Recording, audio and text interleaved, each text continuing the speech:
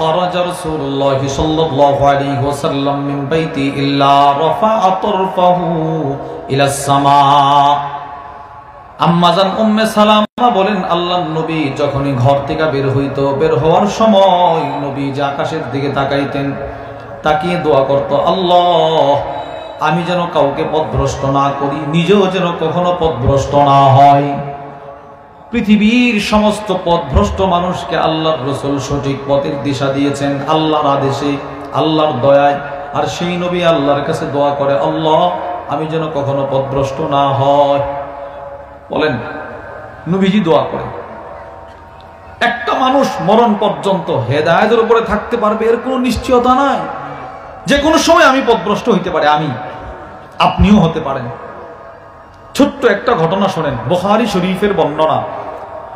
ওয়া আন আনাস ইবনে মালিক রাদিয়াল্লাহু তাআলা আনহু ক্বাল, হযরত আনাস ইবনে মালিক থেকে বর্ণিত, তিনি বলেন, আন্না রাজুলান নাসরানিয়ান আতান নবী সাল্লাল্লাহু আলাইহি ওয়াসাল্লাম, এক খ্রিস্টান ব্যক্তি, খ্রিস্টান, সে নবীজির দরবারে আসলো। আসার পর নবীজির হাতে হাত রাখা কালিমা পড়ে সে হয়ে গেল মুসলমান। মুসলমান হওয়ার পর সুম্মা ক্বারা সূরাতুল বাকারা ওয়া আলা ইমরান। ওই লোক ছিল খ্রিস্টান, কিন্তু নবীজির দরবারে আয়েশা কালেমা পড়ে নবীজির সহবতে থাকতে থাকতে সে সূরাতুল বাকারা, সূরা আলে ইমরান, কোরআনের সবচেয়ে বড় বড় দুইটা সূরা সে মুখস্থ করে ফেলছে। কোরআন সে পড়তে পারে, দিন যত যায় ততই সে কোরআন মুখস্থ করতে পারে, কোরআন পড়তেছে। আল্লাহর রাসূল তাকে এতটা ভালোবাসতে শুরু করলেন, নবীজি তাকে ভালোবেসে ওহী লেখার দায়িত্ব পর্যন্ত নবীজি তাকে দিয়ে দিলেন। পৃথিবীর মধ্যে সবচাইতে দামি ওহী লেখার দায়িত্ব। ভাই একটা চেয়ারে নেবেন, একটা ওখান থেকে আপনি চেয়ারে বসেন। ওহী লেখার দায়িত্ব সবচাইতে দামি দায়িত্ব, ওহী লেখা। ওহী পৃথিবীর মধ্যে নবীর জমানাতে সবচাইতে বড় দায়িত্ব কিসের বলেন তো? আর এখন ওহী লেখা নাই, কিন্তু এখন সবচাইতে বড় শ্রেষ্ঠ দায়িত্ব হলো কোরআন পড়া, কোরআন পড়ানোর দায়িত্ব। সুবহানাল্লাহ বলেন না? সবচেয়ে বড় দায়িত্ব। তো এই লোক কয়েকদিন ওহীও লেখছে। একটু চিন্তা করেন তো, ছিল খ্রিস্টান, আসলো নবীজির দরবারে, পড়লো কালিমা, হইল কোরআনের অনেকগুলো সূরার হাফেজ, ওহী লেখার দায়িত্ব। এই পাঁচটা নিয়ামত পাওয়ার পর হযরত আনাস ইবনে মালিক বলে, ফাআদা নাসরানিয়া, কয়েকদিন পর এই লোকটা আবার খ্রিস্টান হয়ে গেল। নাউজুবিল্লাহ। হেদায়েত পাওয়ার পর তার ভাগ্য থেকে হেদায়েত চলে গেল। হযরত আনাস ইবনে মালিক বলেন, এই লোকটা সোজা ভেগে নবীর দরবার থেকে পলায়ন করে তার খ্রিস্টানদের অধ্যুষিত এলাকায় চলে গেল। এবার সে এলাকার অলিগলি দিয়ে হাঁটে আর বলে, মা ইয়াদরি মুহাম্মদ ইল্লা মা কাতাবতুলা, মুহাম্মদ কিচ্ছু পারে না, কিচ্ছু জানে না, আমি যা লিখে দেই তা ছাড়া। নাউজুবিল্লাহ। নবীজির বিরুদ্ধে কটু কথা বলতে শুরু করছে। এবার আল্লাহর বক্তব্য শুনেন। বিসমিল্লাহির রহমানির রহিম, ইন্নাল মুস্তাহজিন। রব্বুল আলামিন বলেন, যারা আমার দোস্তের সাথে ঠাট্টা মশকরা করবে এদের বিরুদ্ধে অ্যাকশন নেওয়ার জন্য আমি রব যথেষ্ট। হযরত আনাস ইবনে মালিক বলেন, সে যেই মাত্র বাজারে গিয়ে নবীর বিরুদ্ধে কটু কথা বলল, ফামাতাহুল্লাহ, সরাসরি আল্লাহ আযাব দিয়ে তারে মৃত্যু দিয়ে দিয়েছে, সে মারা গেছে। তার মারা যাওয়ার পর খ্রিস্টান সম্প্রদায়ের লোকেরা খ্রিস্টানদের নিয়ম অনুযায়ী তারা দাফন করছে। কিন্তু আশ্চর্যের বিষয় হলো, হযরত আনাস ইবনে মালিক বলেন, খ্রিস্টান সম্প্রদায়ের লোকেরা তার লাশ দাফন করার পর পরের দিন সকালে গিয়ে দেখে ওয়াকাতলা ফাজাতহুল আরদ, তার লাশ আর কবরের ভিতরে নাই।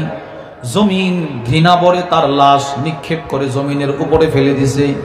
যা বেটা যা, তুই আল্লাহর নবীর বিরুদ্ধে কটু কথা বলছস, তোর মতো অপদার্থকে আমি জমিনও পেটে রাখতে নারাজ, যাও, নিক্ষেপ করে দিছে। খ্রিস্টানরা, কিরে গতকালকে তার লাশ দাফন করলাম, এগুলো বুখারীর বর্ণনা, বানোয়াট কোনো কিচ্ছা না, বুখারী। এই কিরে গতকালকে লাশ দাফন করলাম, আজকে তার লাশ জমিনের উপরে। সব খ্রিস্টানরা বলতেছে, হাদা ফি'লু মুহাম্মদ ওয়া আসহাবি। বুঝছি রাত্রেবেলা মুহাম্মদ আর তার সাহাবারা আয়েশা বুঝি তার লাশ উঠায় ফেলছে। নাউজুবিল্লাহ, জোরে বলেন না। তারা এর পরের দিন কবর আরো খনন করছে। প্রথম দিন যদ্দুর করছিল এর চাইতে বেশি করছে, লাশ দাফন করছে। এর পরের দিন তৃতীয় দিন আয়েশা দেখে ওয়াকাত লাফাজাতুল আরদ, লাশ কবরের উপরে। তারা বলে এটা মুহাম্মদের কাজ। বলেন নাউজুবিল্লাহ। এরা তৃতীয় দিন মাস্তাতাউ, যেই পরিমাণ কবর খনন করতে পারে করছে, লাশ রাখছে। চতুর্থ দিন সকালে আয়েশা দেখে লাশ মাটির উপরে। সব খ্রিস্টান একসাথে বলছে না, এটা মুহাম্মদের কাজ না, তার সাহাবাদেরও কাজ না। এই অপদার্থ হিদায়াত পাওয়ার পর, মুহাম্মদের কাছে যাওয়ার পরেও সে হেদায়েতের উপর অটল থাকতে পারে নাই। এটা তার প্রাথমিক মাটির পক্ষ থেকে প্রাথমিক প্রতিশোধ, রবের পক্ষ থেকে প্রথম প্রতিশোধ এটা। এবার বলেন তো, এই লোকটা ছিল খ্রিস্টান, পড়ল কালিমা, হইল কোরআনের হাফেজ, এরপরও হেদায়েতের উপরে থাকতে পারছে? এই জন্যই নবীজি সাহাবীকে বলতেছে, সাহাবী সাদ্দাত, তুমি যখনই আল্লাহর কাছে দোয়া করবা, আমি নবী তোমারে কয়টা কথা বলতেছি, এগুলো তুমি আল্লাহর কাছে চাইবা। এক নাম্বার, আল্লাহ আমাকে মরণ পর্যন্ত, সবাই বলেন আল্লাহ, বলেন আমাদেরকে মরণ পর্যন্ত হেদায়েতের উপর, ইসলামের উপর, ইমানের উপর অটল রাখেন। বলেন আমিন। আচ্ছা বলেন তো, এই দোয়াটা গুরুত্বপূর্ণ না গুরুত্বপূর্ণ না? এরপরে নবীজি বলে, সাদ্দাত তুমি আল্লাহর কাছে দোয়া করবা, আল্লাহুম্মা ইন্নী আসআলুকা কলবান সালিমা, আল্লাহ স্বচ্ছ একটা হৃদয় আপনার কাছে ভিক্ষা চাই। সাদ্দাত তুমি সর্বশেষ আল্লাহর কাছে দোয়া করবা, আল্লাহুম্মা ইন্নী আসআলুকা লিসানান সাদিকা, আল্লাহ আমি আপনার কাছে সত্য জিহ্বা একটা ভিক্ষা চাই, সত্য জবান। তাহলে হাদিস আমরা কি পাইলাম? নবীজি সাহাবীকে ওসিয়ত করলেন, সাহাবী তুমি আল্লাহর কাছে এই মর্মে দোয়া করবা, আল্লাহ আমার একটা সত্য জিহ্বা দান করেন, সত্য জিহ্বা। তাহলে বলেন তো, সততার গুরুত্ব হাদিসেও আছে না নাই? তাহলে এক নাম্বার, সততা ঈমানের ফাউন্ডেশন, সততা ঈমানের। দুই, সততা হলো সমস্ত আমলের জান, প্রাণ, রূহ। তিন, সততা হলো আল্লাহর কাছে পৌঁছার দরজা। চার, সত্যবাদী হওয়ার নির্দেশ আল্লাহর।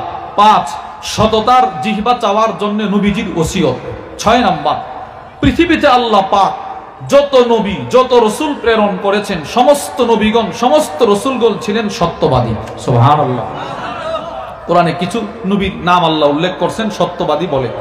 বিসমিল্লাহির রহমানির রহিম, ওয়াযকুর ফিল কিতাবি ইব্রাহিম ইন্নাহু কানা সিদ্দীকান নাবিয়্যা, ওয়াযকুর ফিল কিতাবি ইসমাঈল ইন্নাহু কানা সাদিকাল ওয়াদ, ওয়াযকুর ফিল কিতাবি ইদরিস ইন্নাহু কানা সিদ্দীকান নাবিয়্যা, ইউসুফ আইয়ুহাস সিদ্দীক। এই চারজন নবীর কথা সংক্ষেপে আপনাদেরকে বললাম। এই চারজনকে আল্লাহ পাক কোরআনে সত্যবাদী বলে ব্যক্ত করেছেন। সুবহানাল্লাহ বলেন। আচ্ছা, আগের জমানার নবীরা যদি সত্যবাদী হয়ে থাকে, তো ওনাদের তুলনায় আমাদের নবী যে কেমন ছিলেন? সুবহানাল্লাহ বলেন না। আমার নবী সত্যবাদী, সাক্ষী দিয়েছেন স্বয়ং আল্লাহ। আমার নবী সত্যবাদী, সাক্ষী দিয়েছেন স্বয়ং নবী। আমার নবী সত্যবাদী, সাক্ষী দিয়েছেন সাহাবারা। আমার নবী সত্যবাদী, সাক্ষী দিয়েছে কাফেররা। সুবহানাল্লাহ। চারটা কথা বলছি, চারটা কথা। আমার নবী সত্যবাদী, সাক্ষী দিয়েছে স্বয়ং কে? সবাই বলেন না কে? আমার নবী সত্যবাদী, সাক্ষী দিয়েছে নবী নিজেই। আমার নবী সত্যবাদী, সাক্ষী দিয়েছেন সাহাবারা। আমার নবী সত্যবাদী, সাক্ষী দিয়েছে কাফেররা। আল্লাহ পাক সাক্ষী দিলেন কোথায়, কখন? সূরাতুন নাজমের ভিতরে আসছে। আল্লাহ বলেন, বিসমিল্লাহির রহমানির রহিম, ওয়া মা ইয়ানতিকু আনিল হাওয়া। আল্লাহ রাব্বুল আলামিন বলেন, হে প্রিয় দোস্ত আমার, পৃথিবীর মানুষকে আমি আল্লাহ জানায় দিলাম, আমার দোস্ত মুহাম্মদ নিজের থেকে নিজের খেয়াল খুশি অনুসারে কোনো কথা বলে না। ইন হুয়া ইল্লা ওয়াহয়ুন ইউহা, তিনি যা বলেন সব ওয়াহি। সুবহানাল্লাহ বলেন। এই আয়াতের ব্যাখ্যায় মাওসুআতুন নাদরাতিন নাঈম ফি মাকারিমি আখলাকির রাসূলিল কারীম, ওই কিতাবের মধ্যে লেখা হয়েছে, লাকাদ কানান নাবিয়্যু সাল্লাল্লাহু আলাইহি ওয়াসাল্লাম মাহফুজাল লিসান মিন তাহরিফিন ফি কওলিন ওয়াস্তিরসালিন ফি খাবার। কোন মানুষ যদি জীবনে, কোন মানুষ যদি এমন হয়ে থাকে যার জীবনে কোনোদিন কোনো মিথ্যা কথা বলে নাই, তো তিনি শুধুই মাত্র আপনার নবী, আমার নবী, যিনি 63 বছরের জিন্দেগিতে জীবনে একটা মিথ্যা কথাও বলে নাই। জীবনে মিথ্যা কথা নবীজি বলে নাই, স্বয়ং আল্লাহ সাক্ষী দিয়েছেন, জীবনে কখনো বলে নাই মিথ্যা কথা। তাহলে আল্লাহ সাক্ষী দিলেন, সেটা আমরা বুঝলাম সূরাতুন নাজমে। এবার আসেন, স্বয়ং নবীজি বলতেছে, নবীজি নিজের মুখের দিকে আঙ্গুল দিয়ে বলে, এই সাহাবারা, আমি মুহাম্মদের এই মুখ দিয়ে জীবনে যা বের হইছে সব সত্য। আবু দাউদ শরীফের বর্ণনা। وعن عبد الله بن عمرو رضي الله تعالى عنهما قال, হযরত আব্দুল্লাহ ইবনে আমর থেকে বর্ণিত, তিনি বলেন, কুনতু আকতুবু কুল্লা শাইইন আসমাউহু মির রাসূলিল্লাহি সাল্লাল্লাহু আলাইহি ওয়াসাল্লাম উরিদু হিফযাহু। সুন্দর একটা চমৎকার হাদিস। হযরত আব্দুল্লাহ ইবনে আমর বলেন, আমি আল্লাহর নবীর কাছ থেকে যখন যা শুনতাম সব লিখে ফেলতাম খাতায়, সব লিখে ফেলতাম। নবীজি রাতেও যা বলতো তাও লিখতাম, রাসূল দিনেও যা বলতো তা লিখতাম। কেন লিখতাম? উরিদু হিফযাহু, মুখস্থ করার জন্য। অনেকে আছে উস্তাদ কিছু বললে লিখে ফেলে, ওয়াজ যখন ওয়াজ করে অনেক শ্রোতা আছে সব লেখে পরবর্তীতে তার উপকারের জন্য।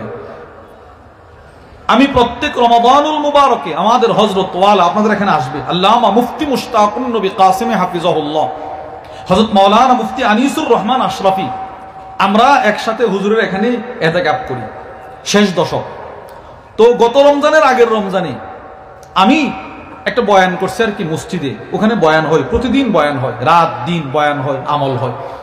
তো আমি একটা বয়ান করছি, আমার এখনো মনে আছে, খুব একজন ছাত্র ভাই, খুব সম্ভবত জালালাইন পড়ে, আমি বয়ান করছি, এই বেচারা পুরাটা বয়ান সে লিখে ফেলছে।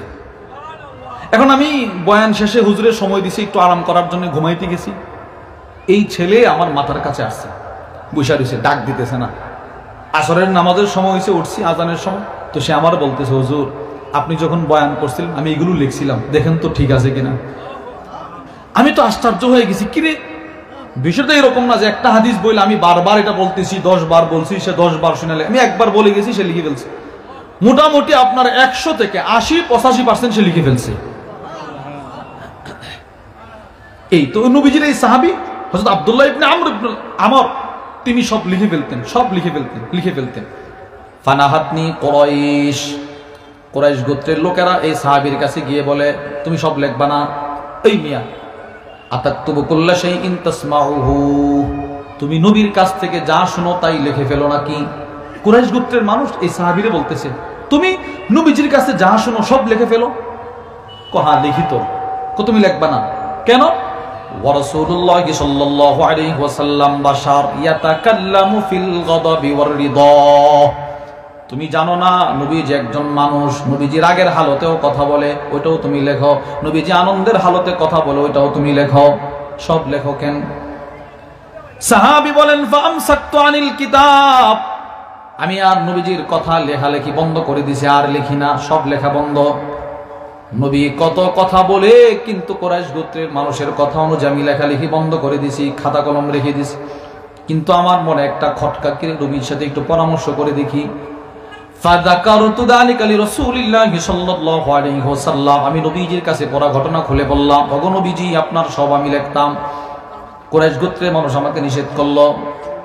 সাথে সাথে আল্লাহর নবী ফাআউমা বিউসবুহি ইলা ফি, আল্লাহর নবী নিজের শাহাদাত আঙ্গুলিটা নিজের মুখের দিকে এভাবে ইঙ্গিত করলেন, এইভাবে।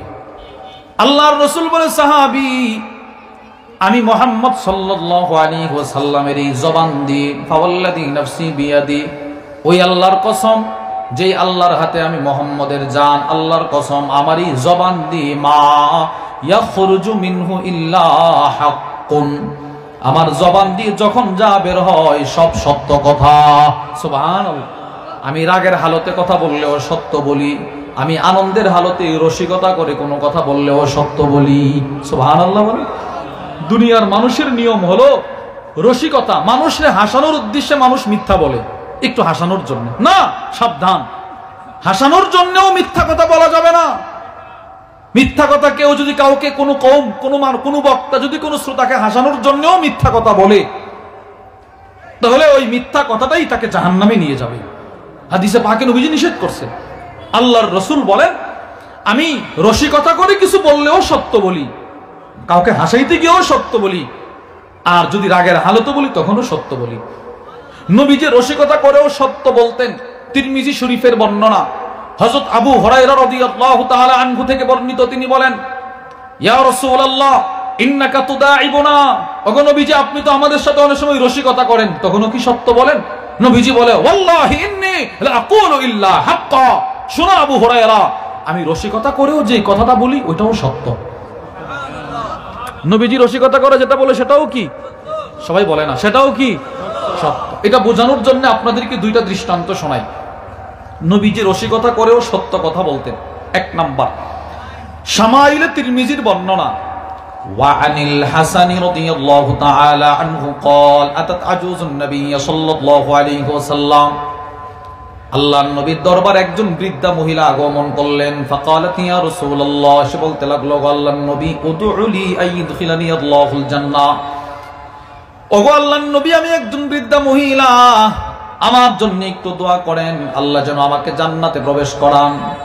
সাথে সাথে নবীজি বলতে লাগলেন, ইন্নাল আজুজ লা ইয়াদখুলুহা, ইন্নাল জান্নাহ লা ইয়াদখুলুহা আজুজ, না না কোন বৃদ্ধা মহিলা জান্নাতে প্রবেশ করবে না। নবীজি কথাটা রসিকতা করে বললেন না, কোন বৃদ্ধা মহিলা জান্নাতে প্রবেশ করবে না।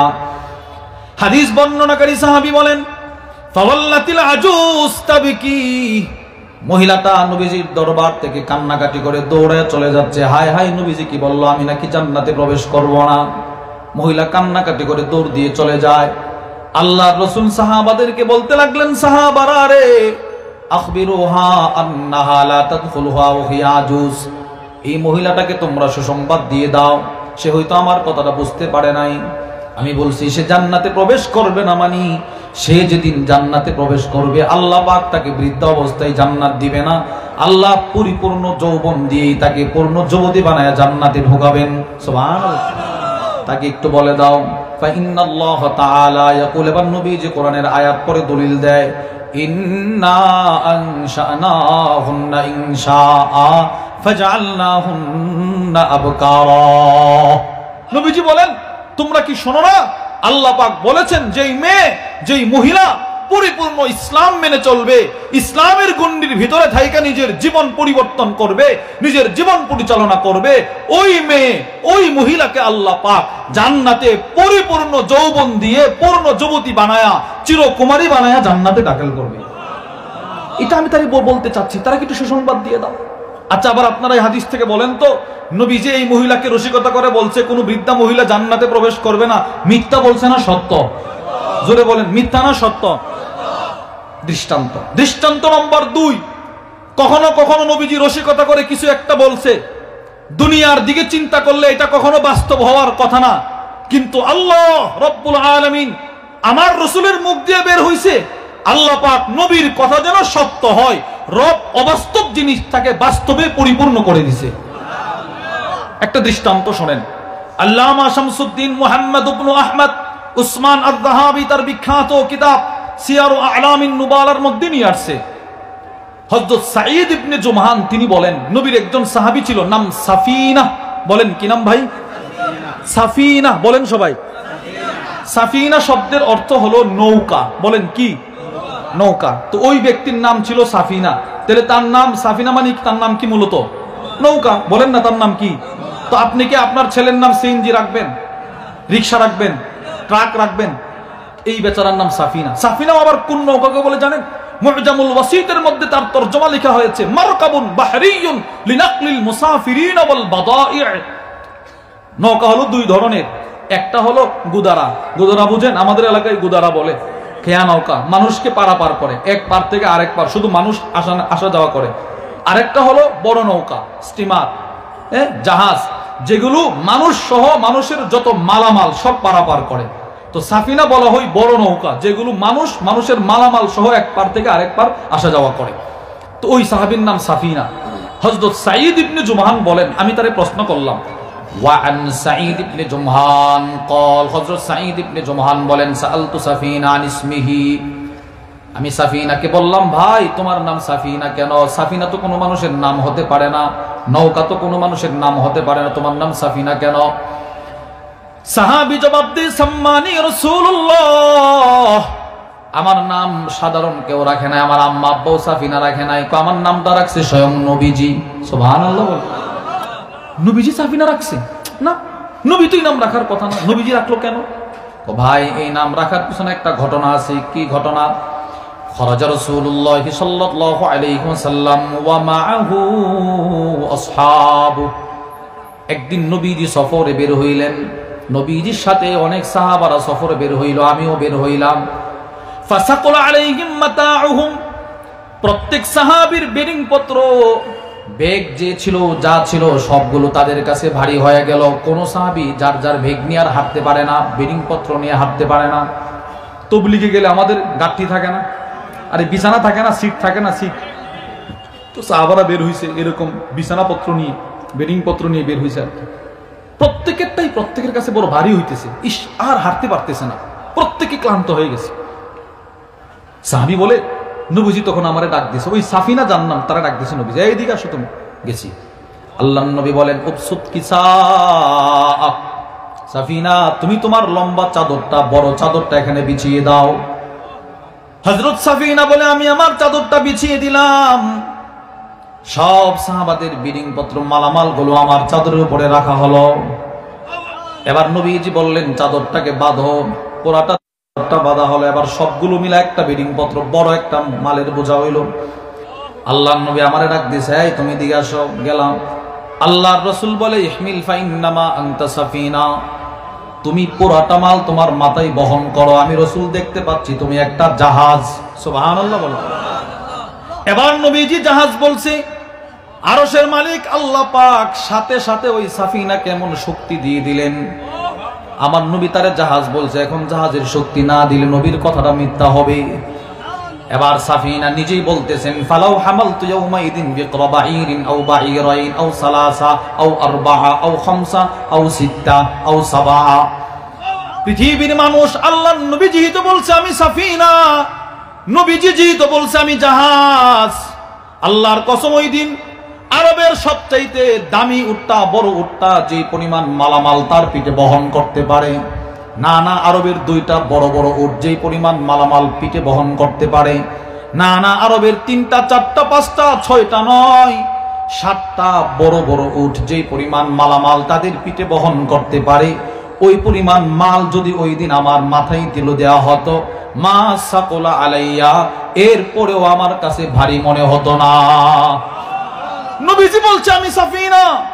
শুনেন, আশ্চর্যের বিষয় হলো, আরবের সবচাইতে পাওয়ারফুল দামি উট যেটা, ওইটা সর্বনিম্ন 200 কেজি মালামাল বহন করতে পারে, সর্বোচ্চ 450 থেকে 500 কেজি। আচ্ছা, এবার আপনি 200 কেজি ধরেন, 200 কেজি মানে 5 মন। কত মন? 5 মন না? 200 কেজি 5 মন। এবার বলেন তো, এখানে আমাদের কেউ আছেন 5 মন মালামাল কাঁধে বহন করে হাঁটতে পারবেন? এবার 7টা উট, 7টা 200, 1400 কেজি। সাহাবী বলেন, ওই দিন যদি 1400 কেজি কোন মালের বোঝা আমার কাঁধে দেওয়া হতো, নবী বলছে আমি সাফিনা, আমার কাছে কোনো ভারী মনে হতো না। আল্লাহ আমাকে ওই পরিমাণ শক্তি দিয়ে দিয়েছে। তাহলে আপনারা কি বুঝলেন? নবীজি রসিকতা করেও কিছু বলছে, আরশের মালিক আল্লাহ বলেন না, তারে যদি এই মুহূর্তে আমি জাহাজের শক্তি না দেই, তো আমার নবীর কথাটাও মিথ্যা হতে পারে। যাও, আমি তোমাকে জাহাজের শক্তি দিয়ে দিলাম। তাহলে নবীজি রসিকতা করে মিথ্যা বলতো না সত্য? সবাই বলে না মিথ্যা না সত্য? তাহলে আল্লাহ সাক্ষী দিলেন নবী সত্য বলে, নবীজি নিজের পক্ষে নিজে সাক্ষী দিলেন আমি সত্য বলি। এবার আসেন, হযরত সাহাবা ইকরাম রিদওয়ানুল্লাহি তাআলা আলাইহিম আজমাইন, ওনারাও সাক্ষী দিয়েছেন নবীজি সত্য বলে। দুইটা দৃষ্টান্ত দিব। প্রথম দৃষ্টান্ত নাসাই শরীফের বর্ণনা, وعن عمارة بن خزيمة أن عمه حدثه وهو من أصحاب النبي صلى الله عليه وسلم ابتاع فرسا من أعرابي।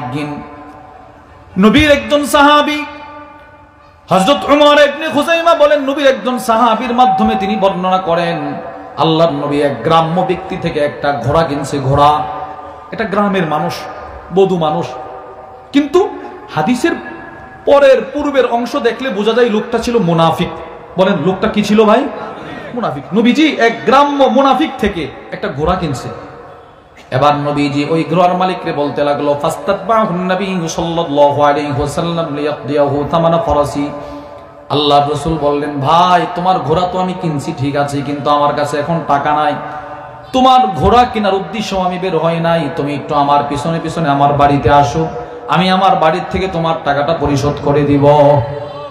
বিষয়টা কিছুটা এমন হয়ে গেল দৃষ্টান্ত স্বরূপ আপনাদেরকে বোঝানোর জন্য। আপনি কুরবানির গরু একটা কিনবেন, মনে মনে নিয়ত আছে, হঠাৎ করে দেখছেন রাস্তা দিয়ে এক লোক একটা গরু নিয়ে যাইতেছে, আপনার পছন্দ হয়েছে, আপনি ওই প্রিপারেশন নিয়ে ঘর থেকে বের হন নাই যে পকেটে টাকা আছে নিয়তে বের হয়েছেন গরু কিনবেন, না, পছন্দ হয়েছে তো বলতেছেন কত, ওই বেচারা বলতেছে এত, তো পছন্দ হয়েছে, দামও বলছে, আপনি বলছেন ঠিক আছে ভাই তুমি একটু আমার বাড়িতে আসো, তোমার টাকাটা আমি দিয়ে দিচ্ছি। বিষয়টা কিছুটা এইরকম হইলো আর কি। নবীজি বললো ঠিক আছে তোমারটা পছন্দ হয়েছে, আমার পিছনে আসো, টাকা দিয়ে দিচ্ছি। এখন ফাসরা রাসূলুল্লাহ সাল্লাল্লাহু আলাইহি ওয়াসাল্লাম আল মাশিয়া ওয়া আবতা আল আরাবিয়্যু, নবীজি খুব দ্রুত হাঁটতেছেন, দ্রুত। রাসূল চিন্তা করতেছেন সে তো আমার কাছে এখন ঘোড়ার পরিশোধ পাও না, তাড়াতাড়ি তার দেনা পরিশোধ করতে হবে। নবীজি খুব দ্রুত হাঁটতেছেন, আর যেই ঘোড়ার মালিক গ্রাম্য লোক মুনাফিক, সে ধীরে ধীরে হাঁটতেছে। তাহলে দুজনের মধ্যে একটা পার্থক্য হইছে না, হইছে না? আগে কে? নবীজি। বলেন না আগে কে? আর ঘোড়ার মালিক পিছনে, অনেকটা পিছনে।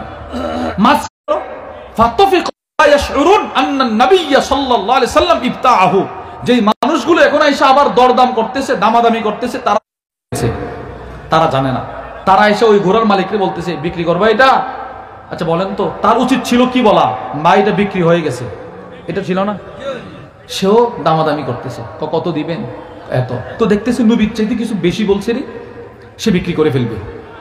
এবার সে নবীরে ডাক দিছে, ফানাদাল আরাবিয়্যু রাসূলুল্লাহ সাল্লাল্লাহু আলাইহি ওয়াসাল্লাম, সে আল্লাহর নবীকে ডাক দিল, এই মুহাম্মদ, সবাই পড়েন সাল্লাল্লাহু আলাইহি ওয়াসাল্লাম, ইন কুনতা মুবতাআন হাদাল ফারাস ওয়া ইল্লা বি'তু, আপনি কি আমার ঘোড়া কিনবেন নাকি ঘোড়াটা আমি এদের কাছে বিক্রি করে দিব?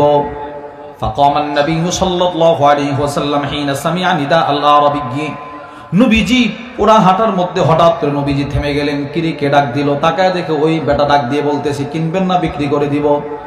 আল্লাহর রাসূল জিহ্বায় কামড় দিয়ে বলতে লাগলেন, আওয়ালাইসা কদ ইবতাতুহু মিনকা, কি বলো তুমি এটা? আমি না একটু আগে তোমার কাছ থেকে কিনলাম। সুবহানাল্লাহ বলেন না। এই আমি না তোমার কাছ থেকে কিনলাম, তুমি এটা এখন কি বলতেছো? সে কি বলে জানেন? ওয়াল্লাহ মা বি'তুকা, না আল্লাহর কসম তোমার কাছে আমি বিক্রি করি নাই।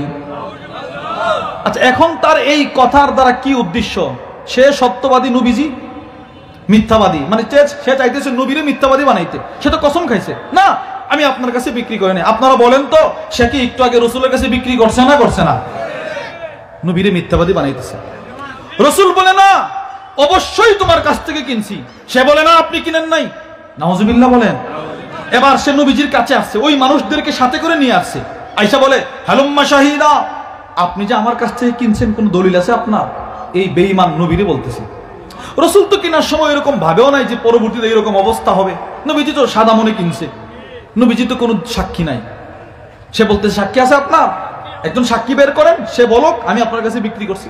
ঠিক এমন সময় নবীর একজন সাহাবী, নাম তার হুযাইমা ইবনে সাবিত, তিনি দৌড় দিয়ে আয়েশা বলে আশহাদু আন্নাকা কদ বায়াতাহু, এই বেঈমান আমি সাক্ষী দিচ্ছি তুই তোর ঘোড়া নবীর কাছে বিক্রি করেছস, তুই বিক্রি করছিস।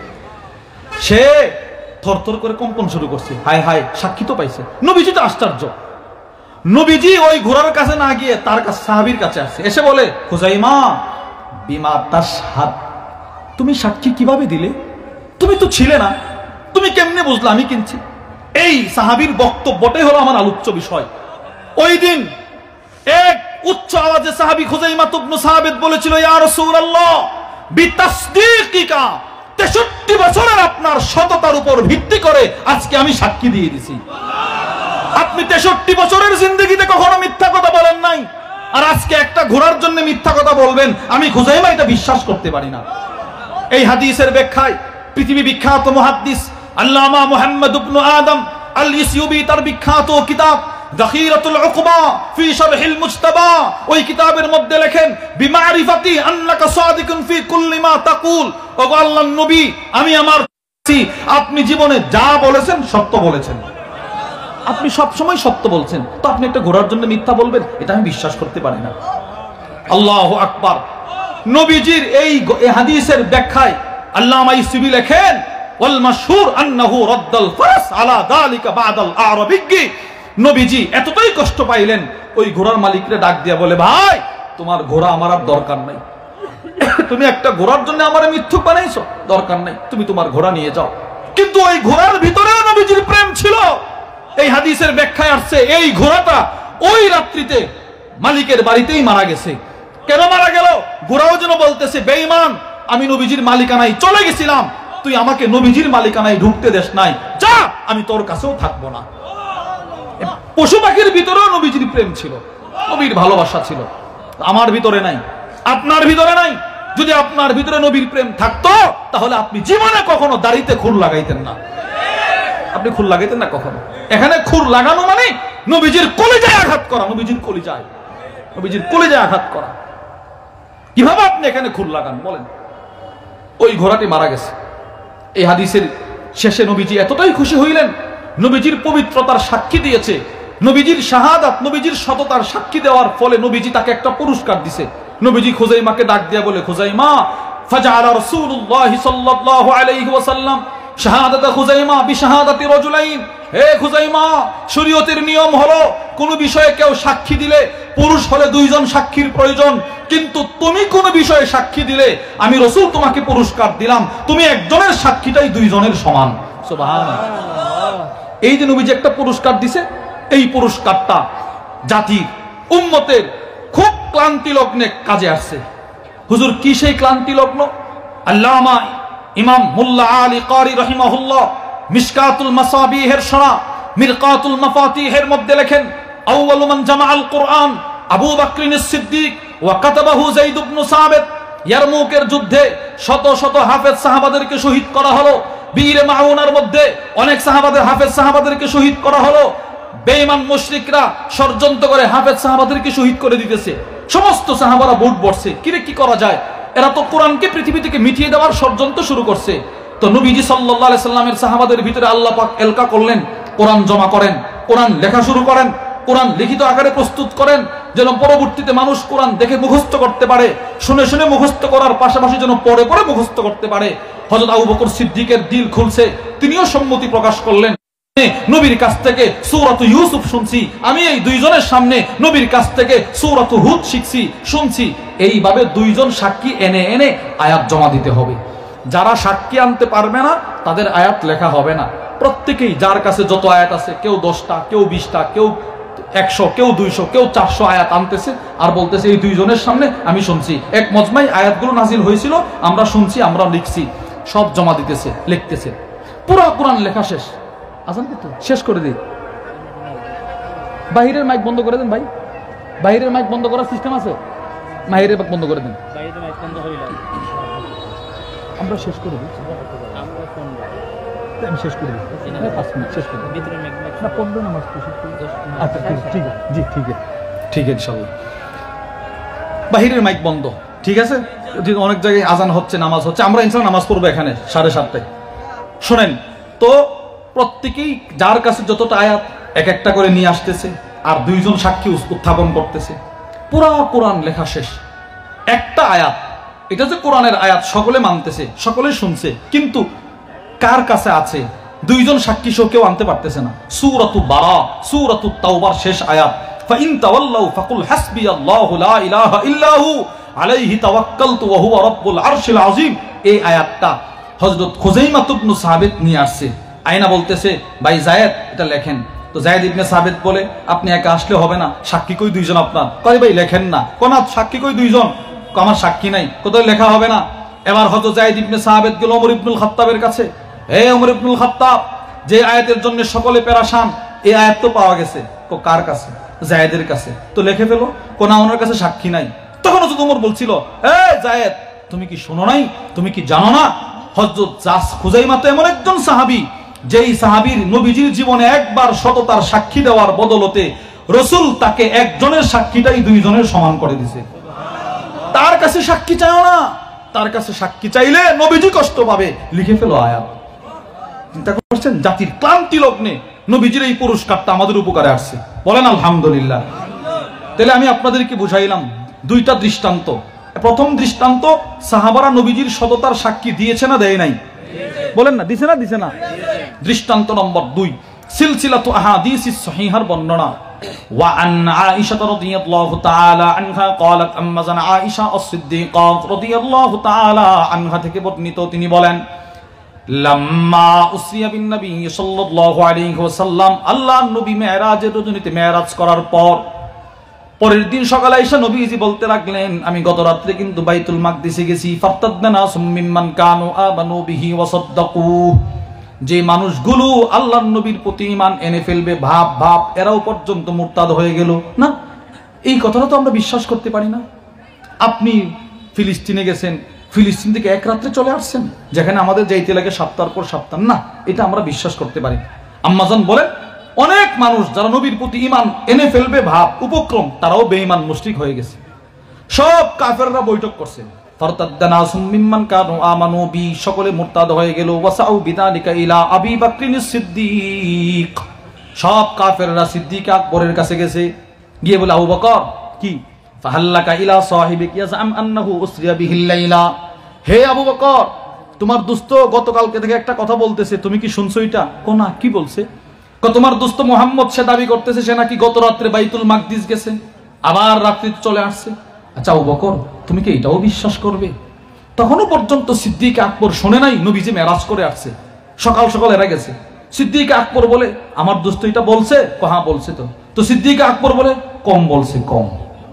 আমার দোস্ত যদি বলতো, আমার নবী যদি বলতো এক রাত্রে শুধু বাইতুল মাকদিস না, ইনি প্রথম আকাশে গেছে, না না, দ্বিতীয় আকাশ, না না, তৃতীয়, চতুর্থ, পঞ্চম, ষষ্ঠ, সপ্তম, আরশ, কুরসি, লৌহ কলম সব এক রাত্রে দেখে চলে আসছে, এটাও যদি বলতো, আমি আবু বকর ওইটাকেও সত্যায়ন করতাম। এইটা যখন নবীজির কানে আসছে, নবীজি কান্না শুরু করছে। রাসূল বলে, আবু বকর, আমি বুঝছি তুমি যে আমার এই সত্যায়নটা করছো, আল্লাহ পাক তোমাকে মুসাদ্দিকদের চেয়ারে বসায় দিয়েছে। বলবেন হুজুর মুসাদ্দিক কি? মুসাদ্দিক বুঝতে হলে আপনাদেরকে ছোট্ট একটা কথা বুঝতে হবে।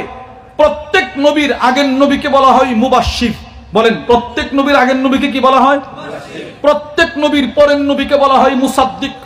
দৃষ্টান্ত, হযরত ইউসুফ আলাইহিস সালামের পিতার নাম ছিল হযরত ইয়াকুব আলাইহিস সালাম। হযরত ইয়াকুব আলাইহিস সালামের পিতার নাম ছিল হযরত ইসহাক আলাইহিস সালাম। নিজের নবুয়ত জিন্দেগি শেষ করার পূর্বে তিনি ঘোষণা করছেন, এই আমার ছেলে ইয়াকুব তিনি একজন নবী। তাহলে ইসহাক ইয়াকুব আলাইহিস সালামের মুবাশশির, সুসংবাদ দিয়ে গেছেন। এবার ইয়াকুব আলাইহিস সালাম নিজের নবুয়তি শেষ করলেন। শেষ করার পর হযরত ইউসুফ আলাইহিস সালামের জমানায় পয়গম্বর ইউসুফ বলল, এই আমার আব্বা যিনি ইয়াকুব তিনি একজন নবী। তাহলে পরের নবী আগের নবীকে কি করছে? সত্যায়ন করছে। হ্যাঁ, মুসাদ্দিক, সত্যায়ন করছে। এবার দেখেন, আমার নবী যে পৃথিবীতে আসবে এর মুবাশশির হলো সকল নবী। সব নবীরা আমার নবীর প্রশংসা করছে, আমার নবীর সুসংবাদ দিয়েছে, কিন্তু আমার নবীর পরে আর কোন নবী আছে? এটা আসতে বললেন কেন? আমার নবীর পরে আর কোন নবী? কেউ যদি আমার নবীর পরে নিজেকে নবী দাবি করে সে কি? জোরে বলেন, সে কি? তাহলে গোলাম আহমদ না, গোলাম শয়তান, সে কি? গোলাম আহমদ বলা ঠিক না। গোলাম আহমদ বলা কি না? সে আবার আমাদের নবীর গোলাম হয় কিভাবে? সে শয়তানের গোলাম। বলেন না, সে কার গোলাম? এবার বলেন, গোলামে শয়তান কাদিয়ানি, সে কি? আমার নবীর পরে আর কোন নবী? হ্যাঁ, আমার নবীর পরে আর কোন নবী নাই। এই দাবি আদায়ের জন্য যদি উলামা ইকরাম আপনাদেরকে রাজপথে আহ্বান করে, নবীর সম্মান, নবীর আজমত, নবীর হুরমত রক্ষার জন্য রাজপথে নামতে রাজি আছেন তো ইনশাআল্লাহ? আল্লাহ আমাদের